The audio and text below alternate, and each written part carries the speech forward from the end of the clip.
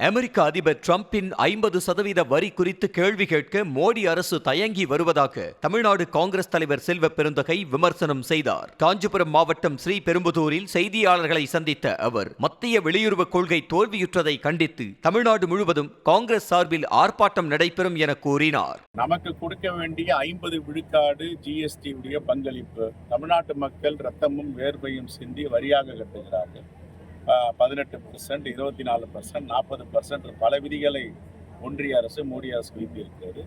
எங்களுடைய உழைப்பு, எங்களுடைய வேர்வை, எங்களுடைய ரத்தம் நாங்கள் சிந்தி கொடுப்பதை தமிழ்நாட்டுக்கு உரிய அரசியலமைப்பு சட்டத்தின்படி 50 விழுக்காடு தர வேண்டும். ஆனால் மோடி அரசு 20 விழுக்காடு தான் தருகிறார்கள்.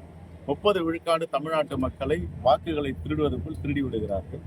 தமிழ்நாட்டு பணத்தை திருடி அவர்கள் பாஜக ஆளும் மாநிலங்கள் கொடுப்பது எந்த விதையில் நியாயம் இல்லை என்பதை நாங்கள் பலமுறை கண்டித்திருக்கோம். இப்பொழுது இந்த திட்டத்தை வன்மையாக கண்டிக்கிறோம். காலத்தில் இந்திரா காந்தி பிரதமர், ராஜீவ்காந்தி பிரதமராக இருக்கும் பொழுது அந்நிய நாடுகள் எல்லாம் நட்பு நாடுகளாக இருந்தன. அந்நிய நாடுகள்லாம் இந்தியாவை கண்டு வணக்கம் செலுத்தி வந்தனர். ஆனால் இப்பொழுது அந்நிய நாடுகள் எல்லாம் பகை நாடுகளாகி இருக்கிறது. குறிப்பாக ட்ரம்ப் எதற்காக 50 விழுக்காடு ஏற்றிருக்கிறார்? இதை கேட்பதற்கு இதுவரை ஒன்றிய அரசுக்கு நாதி இல்லாமல் இருக்கிறது. குறிப்பாக தமிழ்நாட்டில் பின்னலாடை தொழில் திருப்பூர், கோயம்புத்தூர் இந்த பகுதியில், கரூர் பகுதியில் மிகப்பெரிய ஏற்றுமதி. இந்த ஏற்றுமதி தான் ஒரு மிகப்பெரிய பொருளாதார ஈட்டும் வகையில் தமிழ்நாட்டிற்கு இருந்தது. அதே போன்று எக்ஸ்போர்ட், தூத்துக்குடி துறைமுகமாகட்டும், சென்னை துறைமுகமாகட்டும், இந்த துறைமுகங்களில் மிகப்பெரிய வணிகங்கள் ஏற்பட்டன. இதெல்லாம் மிகப்பெரிய பின்னடைவு ஏற்பட்டு இருக்கிறது.